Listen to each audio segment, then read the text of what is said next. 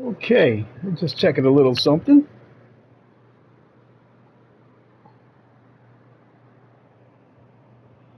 Put out the notification on YouTube that I was going to go live.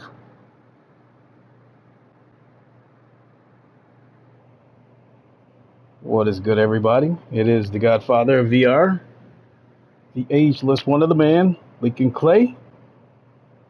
We are back with another live stream, and I wanted to talk a little bit about an issue that I think is gaining a little bit of momentum.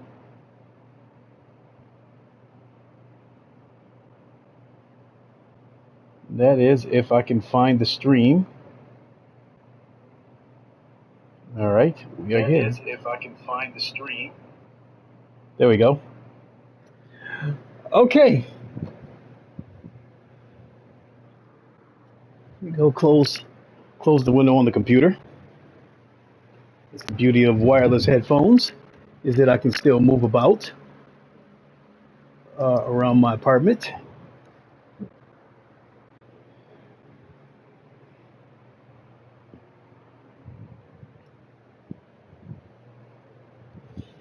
All right, and here we go. So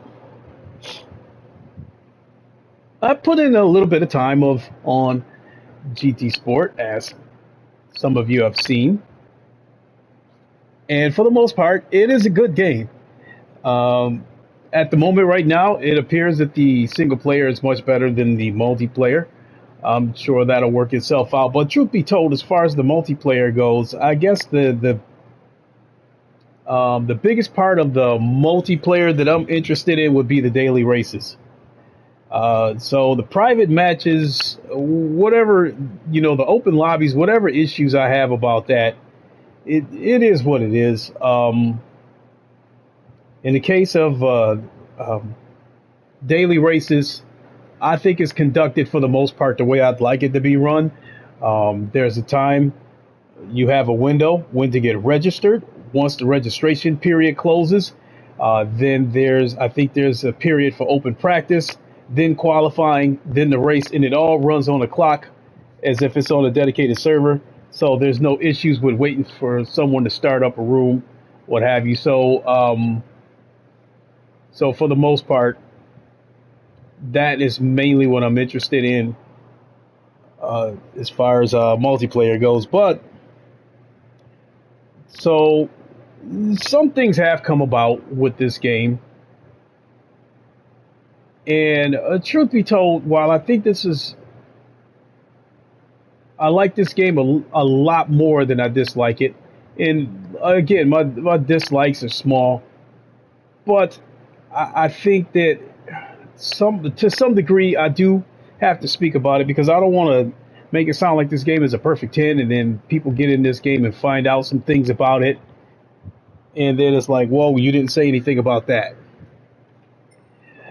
I actually have seen enough of this game where, as far as the entire scope of this game, I can say that this game is a lot like Forza Motorsports 2 in the sense that you can buy cars from the dealership. You can customize these cars pretty much any way you want. You can buy parts to increase horsepower and performance. And Forza Motorsports 2 had a lot of that. I think the big thing that separates this game from Forza Motorsports 2 in that aspect is the license part, because I don't think you needed to test for any licenses on Forza Motorsports 2. But one thing that the Forza Motorsports had that I absolutely did like was the auction. You could buy and sell cars at an auction. Even that had its drawbacks. I'm not going to get too deep into that. But I do see some similarities with this game and Forza Motorsports 2. But with this game, I don't think there's been a more beautiful game. I think a lot of what they've done in this game has already been done before, but they just took it to the next level, and this arguably the most beautiful game that I've ever seen. So, but on the flip side of it, the monetization, I don't want to use the word schemes, but the monetization practices in this game, some parts of it has shades of Star Wars Battlefront 2 and what EA attempted to do. Because in the case of Star Wars Battlefront 2, that was going to be the granddaddy of all Star Wars games. And that was the game where EA planned to make their big move where they were going to monetize the shit out of that game and try to basically get every dollar they could out of every person who plays the game. And they implemented the play to win scheme. It got exposed. EA went into damage control mode and tried to sidestep the issue. They tried to say that they weren't microtransactions; they were surprise mechanics, and they were there for anyone who didn't want to do the grinding and that kind of stuff. And in the case of the star cards on Star Wars Battlefront 2, a lot of it, you want a lot of stuff that was absolutely useless or stuff that you already had. And it seems like the same is kind of being said about this game when it comes to the roulette tickets. Once you fill up menu books, you will win roulette tickets, anywhere from 1 to 4 stars. And when you redeem these roulette tickets, you can win. You have a chance to win money, cars, parts, what have you. And the big thing that seems to have been going around lately is whether these roulette tickets are rigged or not. And I've seen a couple of videos. One of them I will go out and mention his name, and that would be Z28 Gaming.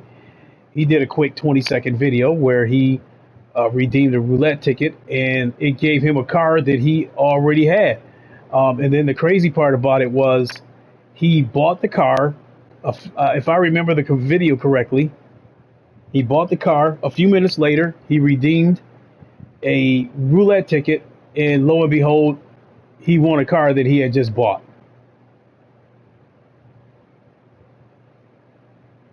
So I also saw another video where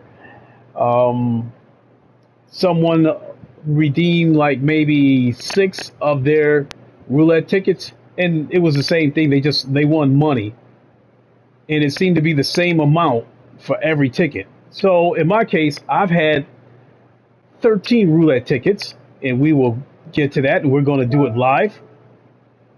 I've had 13 roulette tickets. I've redeemed 4 of them so far. So let's go into the gifts. And here's my roulette tickets. I've redeemed 4 of them so far, and all of them were the same thing. It was money. I redeemed 3 1-star tickets, and each of those tickets landed me $2,000 in credits.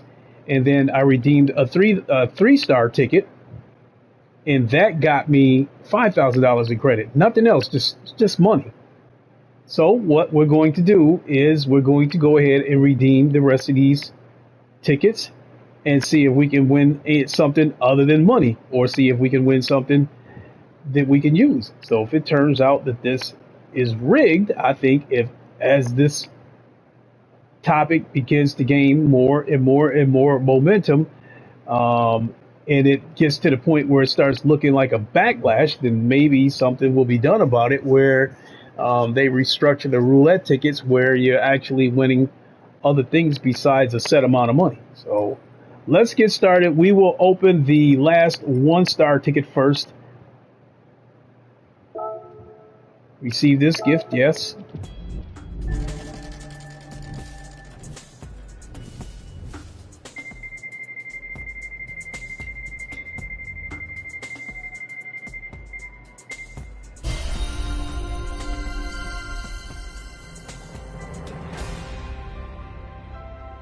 Hmm. 10,000 credits off of a 1-star ticket. Okay, so that's a sizable prize because the previous 1-star tickets that I redeemed, I got 2,000 credits. So that's a sizable prize. It's money, but it's a sizable prize. All right, let's go on to the 2-star ticket. Redeem this gift. Yes.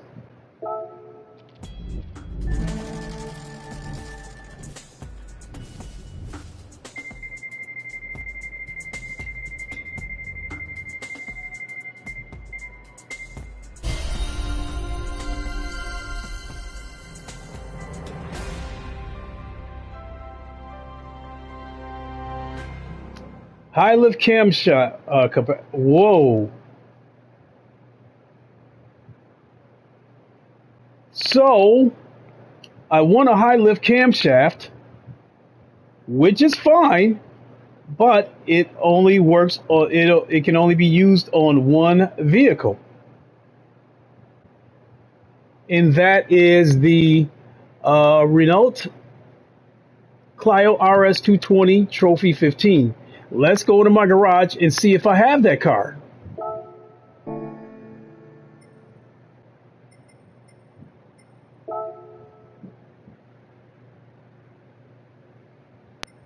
Let's see how here. Let's sort this by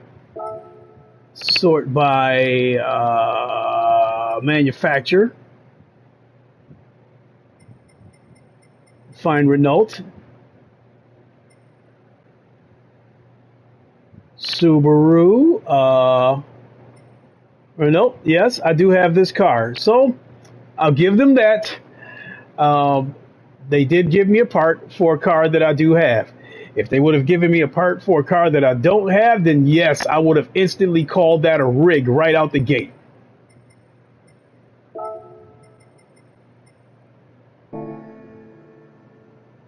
And my beautiful Ford GT. All right, let's go back and open some more tickets. We got another 2-star ticket here.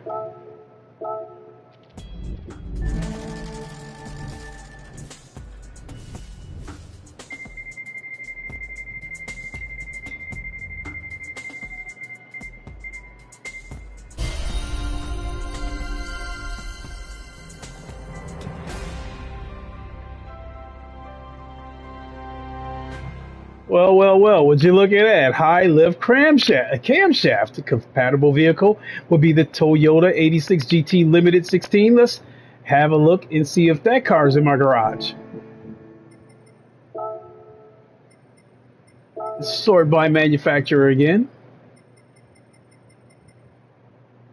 See here, a Toyota.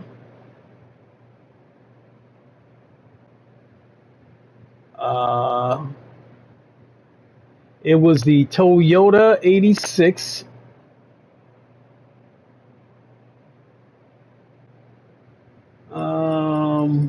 Wait a minute. Aqua S.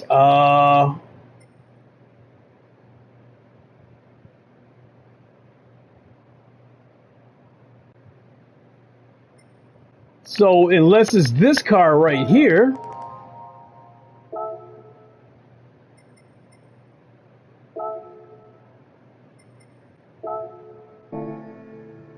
So unless it was this car, they gave me, wait. 86 GRB rally car. So I guess the cam is for that car. I think.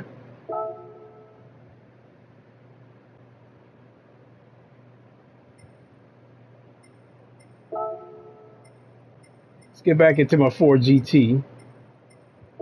My beautiful Ford GT. And let's go back and open. We got 6 more tickets to open. All 3-star. Let's go.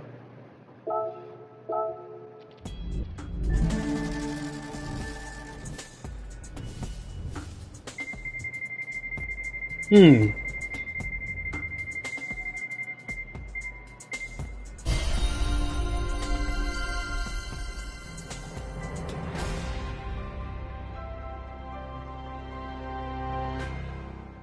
$10,000 credits. All right.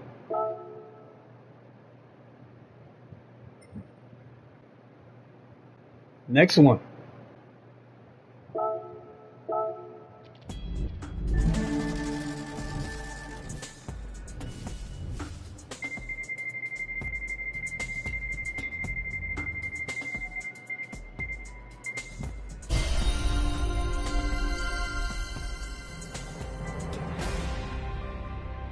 5,000 credits. Wait a minute. Hold on a second. That one looked a little bit suspect right there. Next one.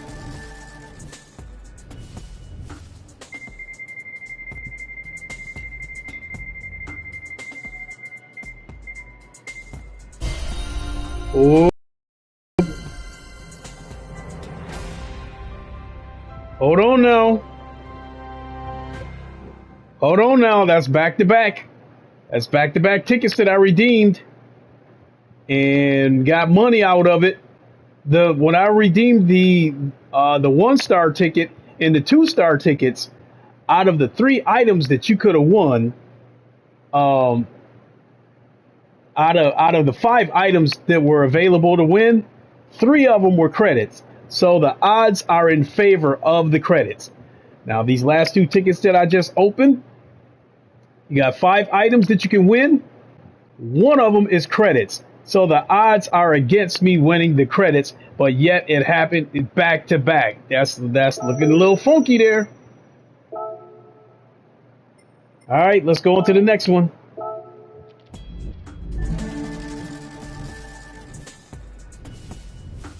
Five items.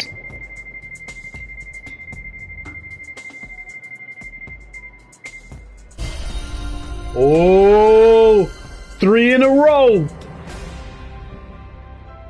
3 in a row. That's looking a little bit suspect there. So that's 3 tickets. That's 3 3-star tickets. Here, let me right here. 3 3-star tickets that I've redeemed. 5 different items to choose from. 1 of them was credits. That means that there's a 1 in 5 chance that I would win credits. And it's happened 3 times in a row. That's looking a little funky right there. That's looking a little spooky.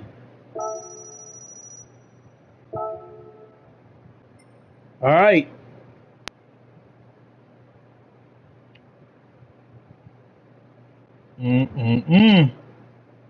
So we've opened up out of these 3-star tickets so far. We've redeemed 4 of them, and 3 of them I've gotten credits. Here we go.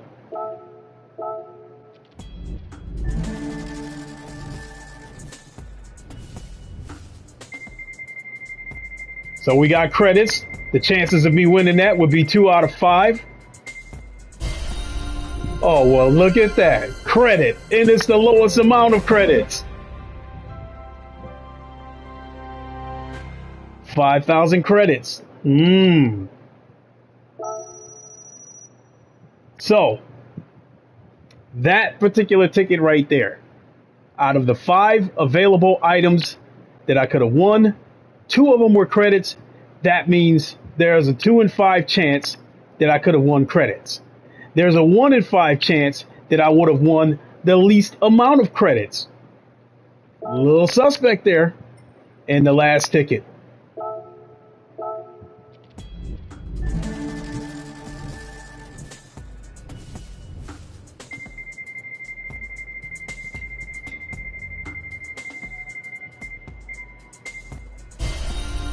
Well, would you look at that? More credits. And it's the least amount of credits. Whoa. So, these 3-star tickets that you're looking at right here, 6 of them, I have redeemed all 6 of them, and 5 of them I got credits. Now, out of the 5 credits, out of the 5 tickets that I redeemed, where I got a cash prize, 2 of those tickets, credits, were only 1 prize. So again, that brings the odds of me winning that. No, 3 of them.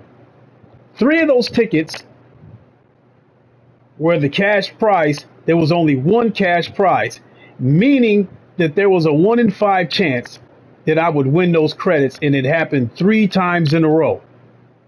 Now, if you count the credits all together, again, we're just sticking to these 3-star tickets. We're not even talking about the 2-star tickets or the one-star ticket that I received, that I redeemed.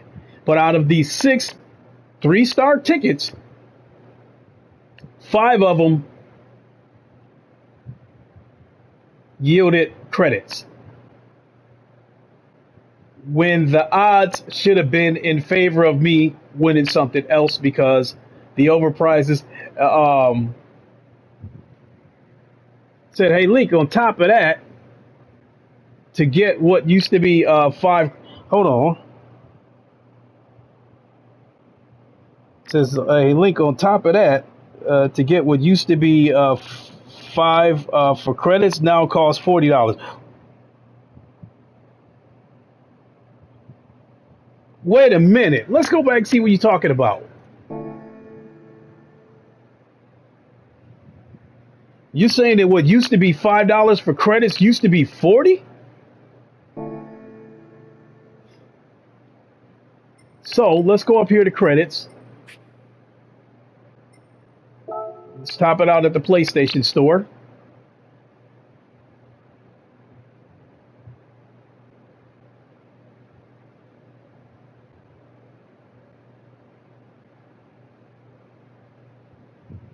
So I'm a little bit lost there, golfer, because from what I'm seeing, these prices are the same as when the game first launched.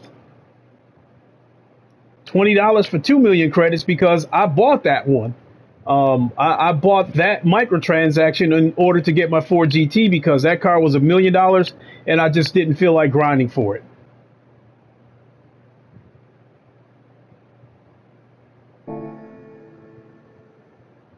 So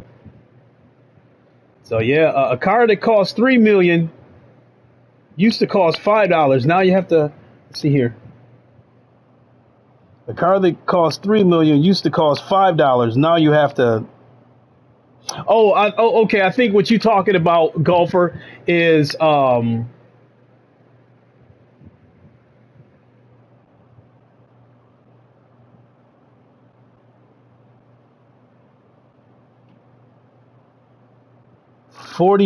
for 40 million for 40 million credits.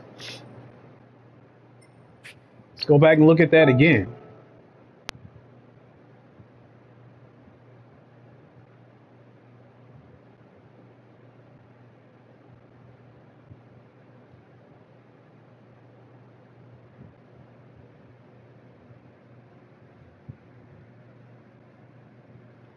So here it says $40 for 40 million credits, microtransactions.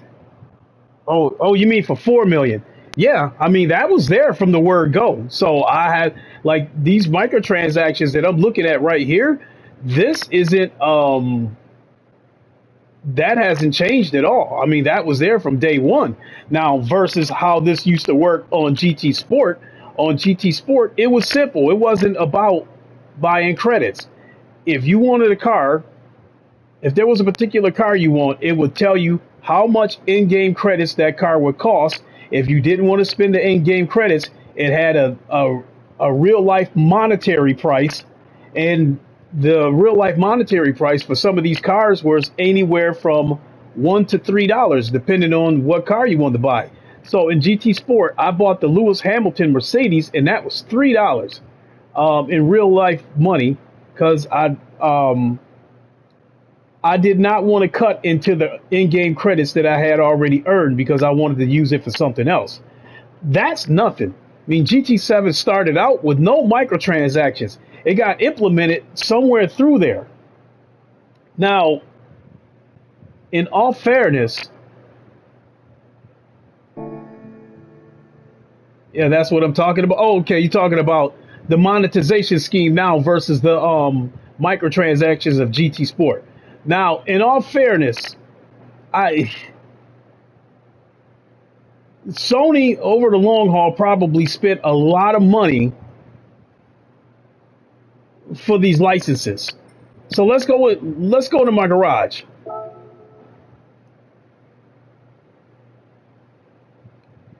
And let's Go to my car collection. I've got 48 cars so far. So let's do it. Let's do it by manufacturer. And so you see all these cars from each of these manufacturers. Sony had to pay to get a license on all these cars. So right here we've got a Barth. I never heard of them. Alfa Romeo, Alpine, AMG, Amuse, Aston Martin, Audi, and you can see how many cars there are for each manufacturer. And we're still in the A's. And how many cars have we already gone through? We've already gone through what?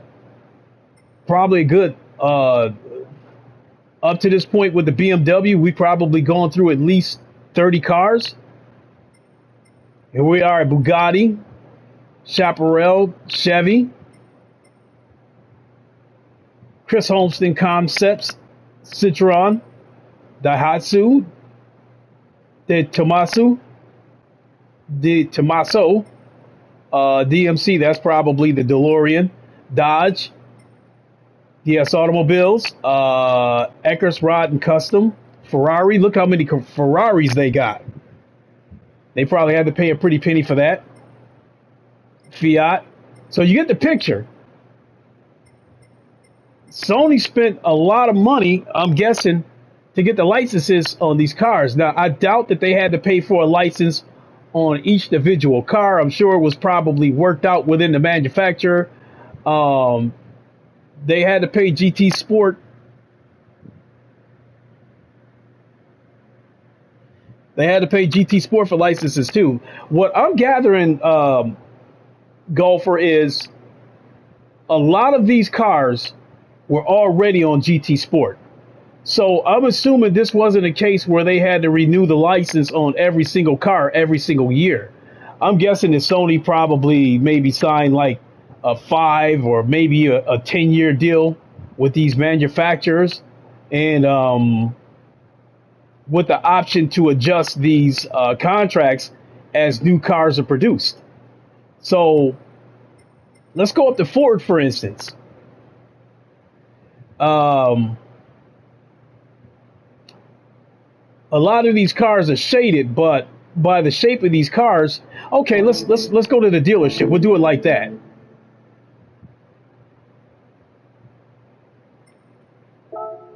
Let's go to the dealership and let's go to the Ford dealer.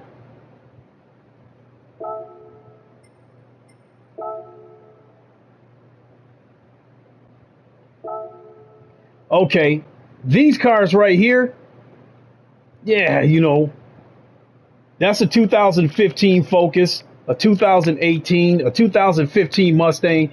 These are a 2011 truck. A lot of this stuff is old. And my guess is Sony already had licenses for these vehicles years ago. Here's a 2016, GT350R.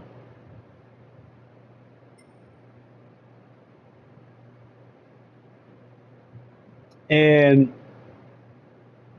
the body style pretty much hasn't changed, so there probably wasn't a need to go get a brand new license for these cars.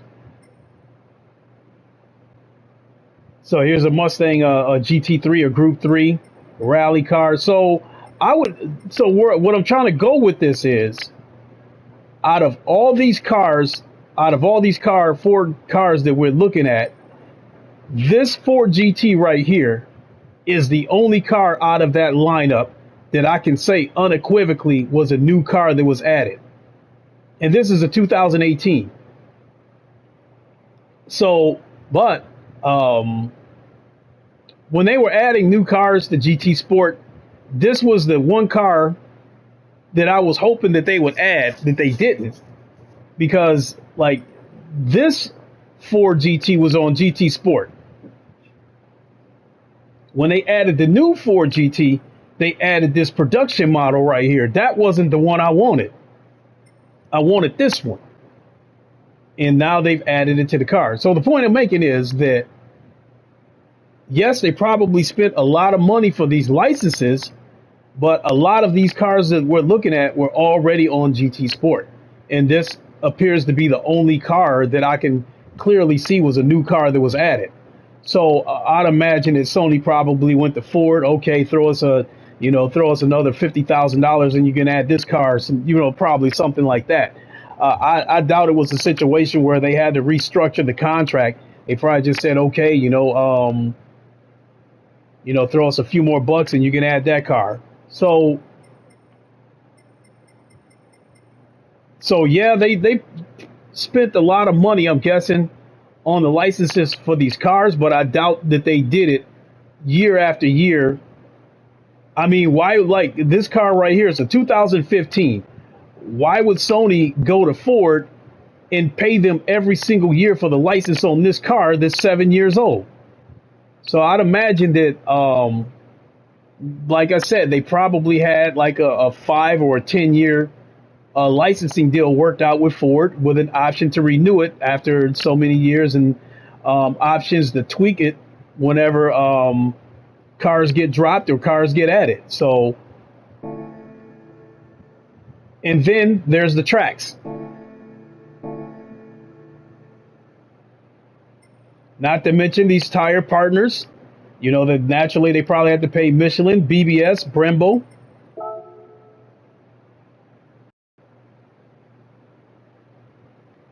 They had to pay them. And then let's go back to my garage.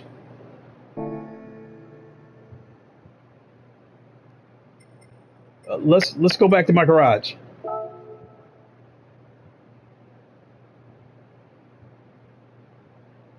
Look at all the endorsements on this Ford GT. Sony probably had to pay them too.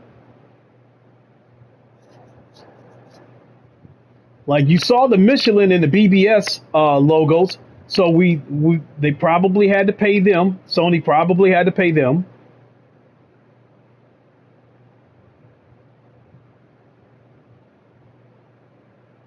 So look at Michelin. I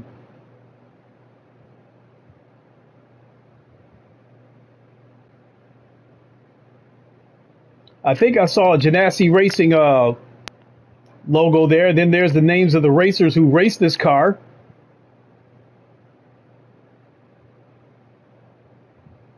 I said Michelin was on there. That's on there. Castro. You see, that's another IHG Rewards Club. Odyssey. I thought I saw Sparkle on the bottom of the car too, which they make racing gloves. I think they make racing. I know they make racing gloves. They also make racing seats. They also make the real life racing seats that are in a lot of race cars. So they probably had to pay them. Yep, I saw Sparkle on the bottom of that. A WeatherTech.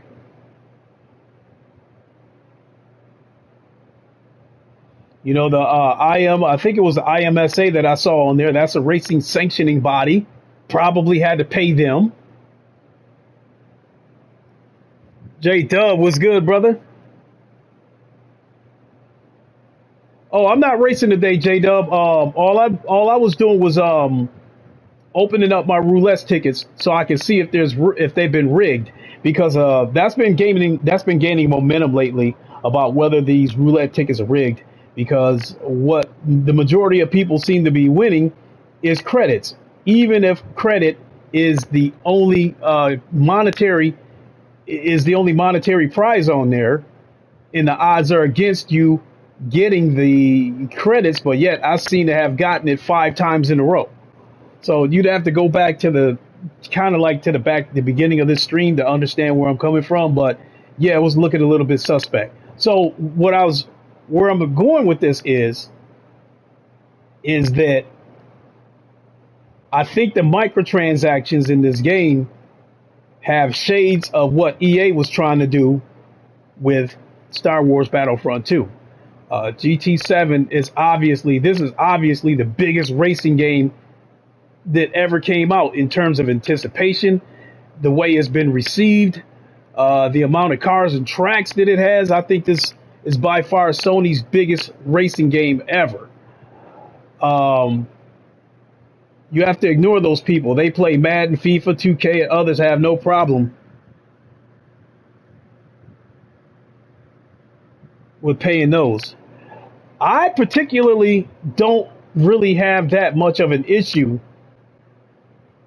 with the microtransactions, but I would have preferred that they did it the way they did on GT Sport, where if there's a car you want, there's two prices you can pay. The price for the in-game credits, you can pay for it with in-game credits, or a set price with real life money. And in most cases with real life money, most of the cars cost 99 cents. Some of them with $2, some of them with $3. That'd be the end of it. But so if a car was worth $3 million on GT Sport, that car might cost $3 in real life money. That's the end of it. Well, here on GT7, a car costs $3 million.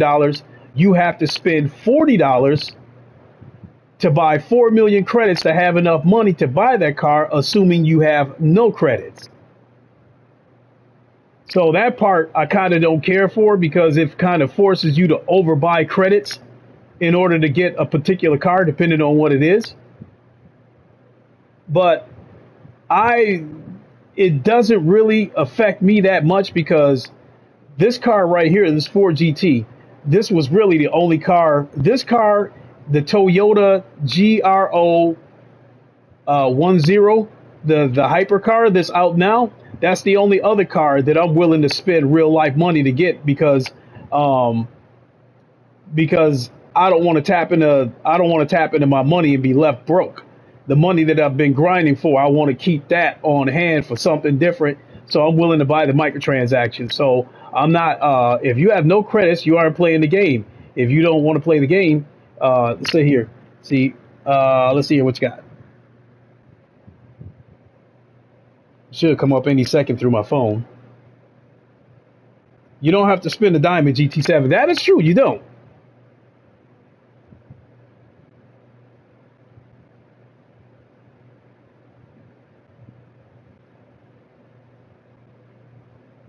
You wouldn't have to grind you wouldn't have to grind for a day to get a car for free. True. Now I actually pointed that out. I don't know. I think like last week I've pointed that out. Like this car, for instance, was $1 million. If I was willing to grind based on the way that I play, where I play a couple of hours a day or something, I probably could have grinded to get the money for this car in about 3 days.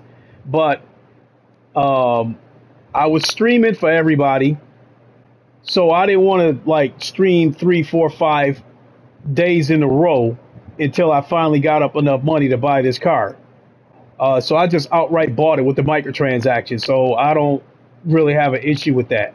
And I did explain to people that while these microtransactions do have shades of Star Wars Battlefront, I also pointed out that people can that this game is very generous with the cars that they give away.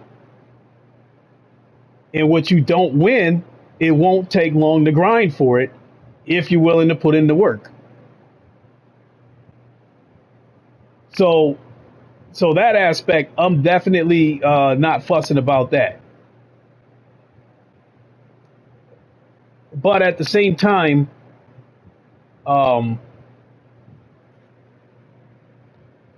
see here, some races will get you 85 grand per race if you don't hit another car.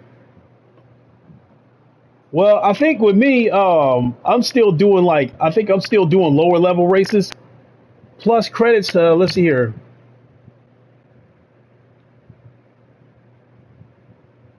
Plus credits to upgrade all the racing tires to race it in different weather conditions.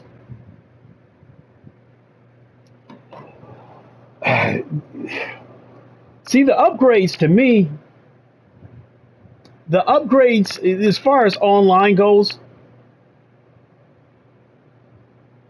when you're doing single player and and the game is telling you use this specific car, and you see that the car is underpowered, and you got to spend money to upgrade that car. How you look at that is, it depends on who you are.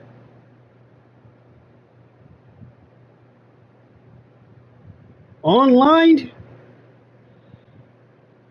if you want to do the open lobby thing, whether you need to upgrade the car or not depends on who opens the room and what kind of parameters they set. So if they restrict you to a certain class of car and you get in there and find that your car is underpowered, then you're going to have to spend some money to upgrade it to meet their parameters. That's up to you. What I'm really concerned about as far as online is the daily races. That is pretty much cut in stone. They tell you what class you can use. They tell you what tires can be used, and that's pretty much it. You can choose what cars you want within that class, but you cannot bring that car into a daily race and go buy camshafts and bore out the engines and throw an exhaust on it and stuff like that.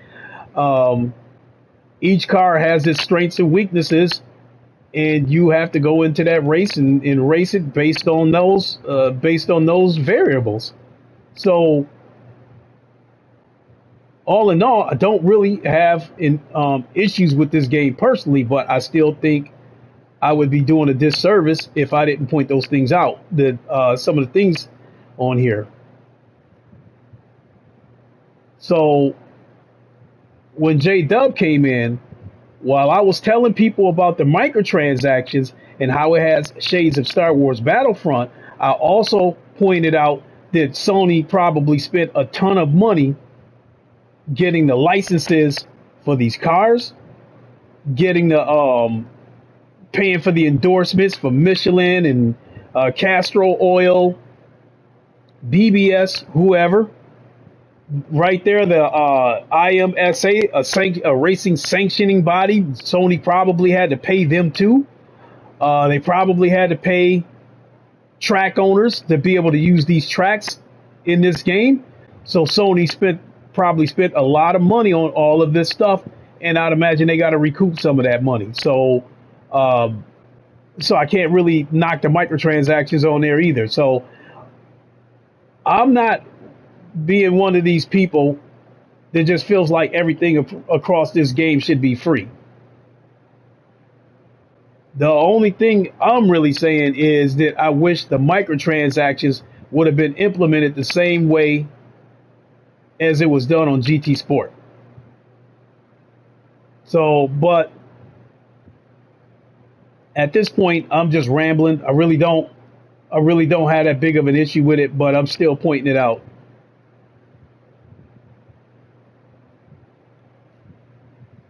So, I did not plan the race. It is late. I'm actually getting ready to jump on PC here in a moment because I want to get some practice for the Low Fuel Motorsports Daily Race. The new track is Laguna Seca. I was going to stream it, but the thing about the Low Fuel Motorsports Daily Race is that it's done on a German server. They're 6 hours ahead of me Eastern time.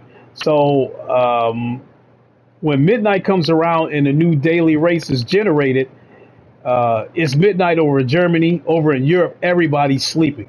And racing is way bigger over in Europe than it is here, especially GT3 racing.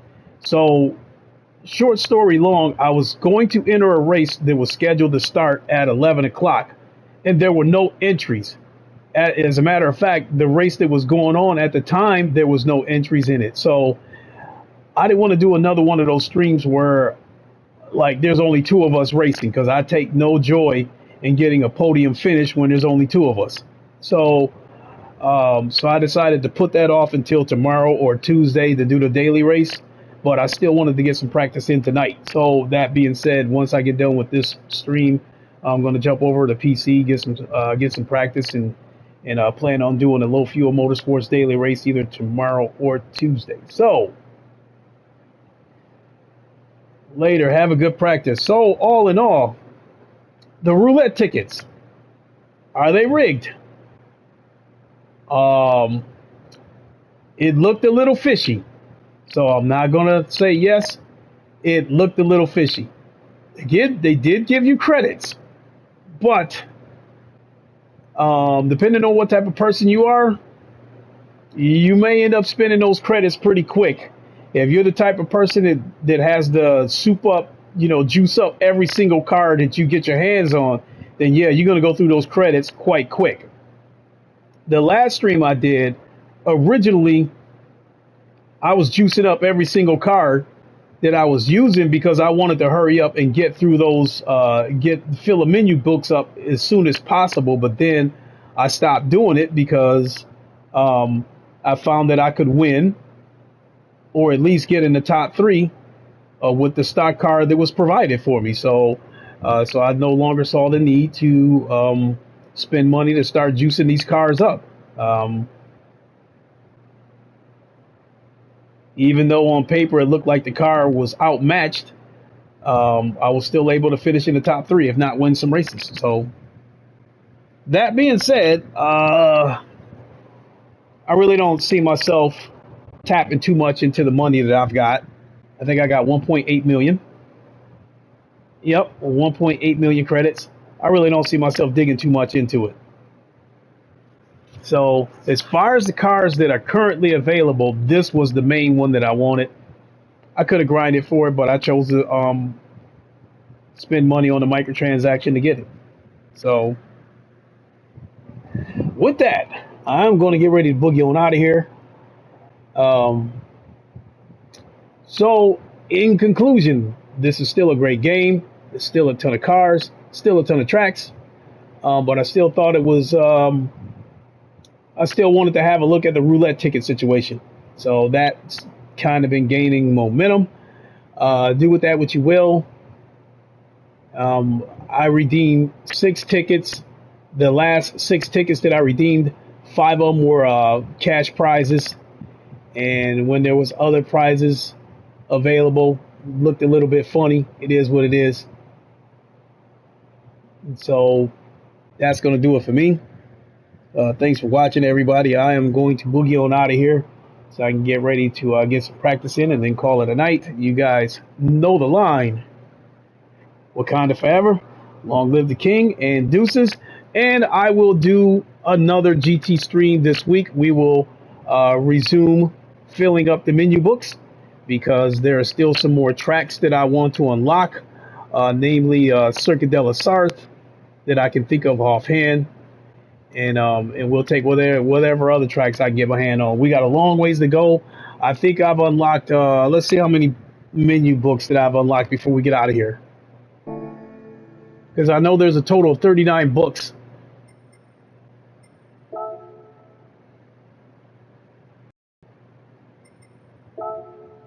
And this is book number 27.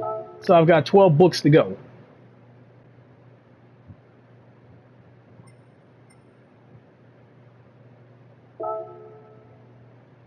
Recommended car? Okay. We will look into using that car.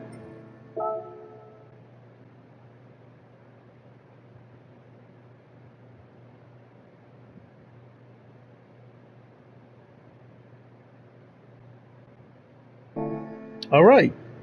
All right, now we're out of here. So thanks for watching, everybody. We will see you on the next one. Everybody have a good night.